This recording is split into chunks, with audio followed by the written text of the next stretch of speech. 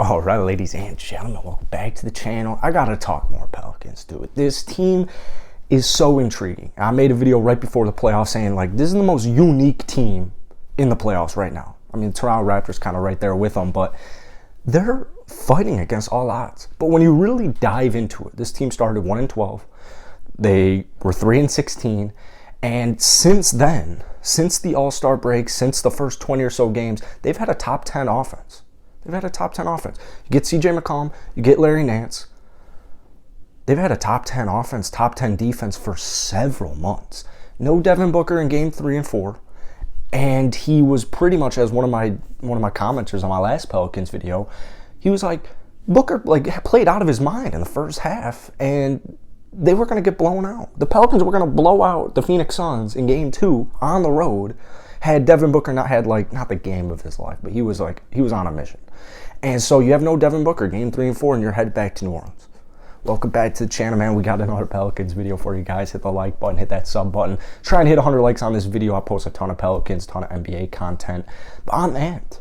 I'm literally amped up for this squad because, even if, let's say, worst comes to worst, let's say this team loses the next 3 basketball games, and even if it's ugly, well, you zoom out, it's on the uptrend.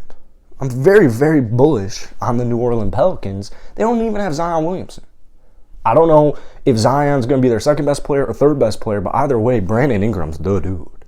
I mean, he is the dude. And keep in mind, this man was snubbed from the All-Star team for a cat named Andrew Wiggins. Now, no disrespect to Andrew Wiggins, because once he got to Golden State, he's definitely become a lot more efficient. He's a hell of a defender. He's a good basketball player. All-Star starter over Brandon Ingram? Sounds like disrespect to me. And the whole Zion situation is pretty much what you think of when you think of the Pelicans. Well, let me tell you, when they get Zion Williamson back, this is a 27-7-4 dude.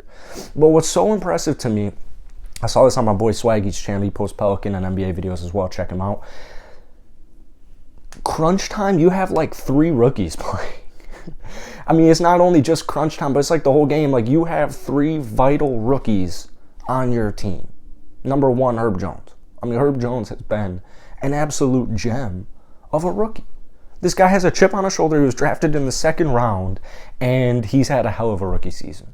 The defensive ceiling, we don't even know. We don't even know the defensive floor. That's how good he is on defense.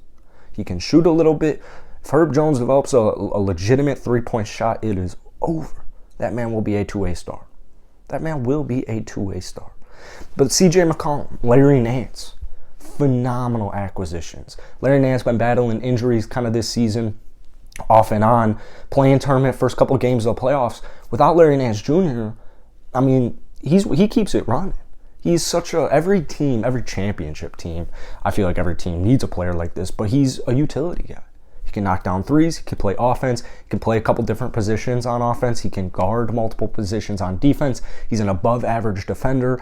He's been around the league for a little bit. He's in his prime. He's not too old. What a midseason acquisition. And CJ McCollum, even better.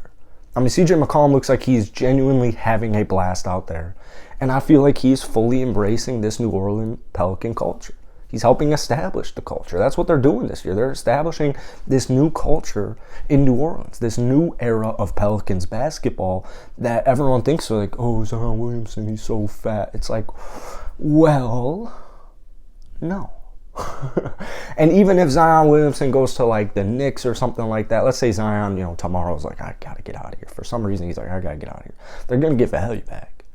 And even if Zion just never played another game of basketball, the Pelicans are still an all-around phenomenal basketball team. Devontae Graham's kind of their weak link, which is impressive. Devontae Graham's a good basketball player. He's a great guy. From what I've seen, Devontae Graham's a dope dude. But he's their weakest link. I mean, you got guys like Jose Alvarado. You got guys like Herb Jones. You got guys like Trey Murphy, just playing consecutive, I shouldn't say consecutive minutes, that's obvious, but they're playing crunch time. Some of these dudes are playing, Alvarado has been an absolute hidden gem. This guy was undrafted and played a chunk of this season in the G League. Jose Alvarado. And now he's closing basketball games for the Pelicans. Or at least, if he's not closing games, he's having a huge impact. He's getting 25 a night in these playoffs. So, another just piece that they have. Jonas Valanciunas, one of the most underrated offensive big men in the entire NBA. I mean, this man can drop 20 on you on any given night. But even if Jonas plays bad, he's going to give you some defense. But he's going to give you like 13 and 10. I mean, he's literally going to give you like 13 and 10 on a bad night. That's Jonas Valanciunas. So with Brandon Ingram right now, with CJ McCollum, the midseason acquisition, with Jonas Valanciunas, you got this little big three going on right now. And like I said, the Pelicans are a good team at home. And I've used, in my past videos, I've compared it almost to like the Minnesota Timberwolves, where this is a city that is hungry. They're hungry. This is a team that is hungry. And you can feel that when you watch these teams at home. Because the last 2 months, teams like the Timberwolves, teams like the Pelicans, all their home games have playoff type atmosphere. It feels like a playoff game. The crowd's into it, the team's into it, team's loving it, the crowd's loving it, everyone's loving it. And I can't wait to see what happens, because could you imagine, dude? Could you imagine the 8 seed Pelicans, 36-46? They got through the play-in tournament in a very deep, very difficult Western Conference. Could you imagine if they take down the 1 seed? The team that made the NBA Finals, the team that was up less than a year ago, 2-0 against the reigning champs, the Milwaukee Bucks. They were up 2-0 in the NBA Finals. Could you imagine if the Pelicans take them down? Now, I'm not going as far to say the Pelicans are 100% going to win this series. I'm not going as far to say that they're 100% going to win the finals, or they're going to reach the finals, they're going to reach the Western Conference Finals.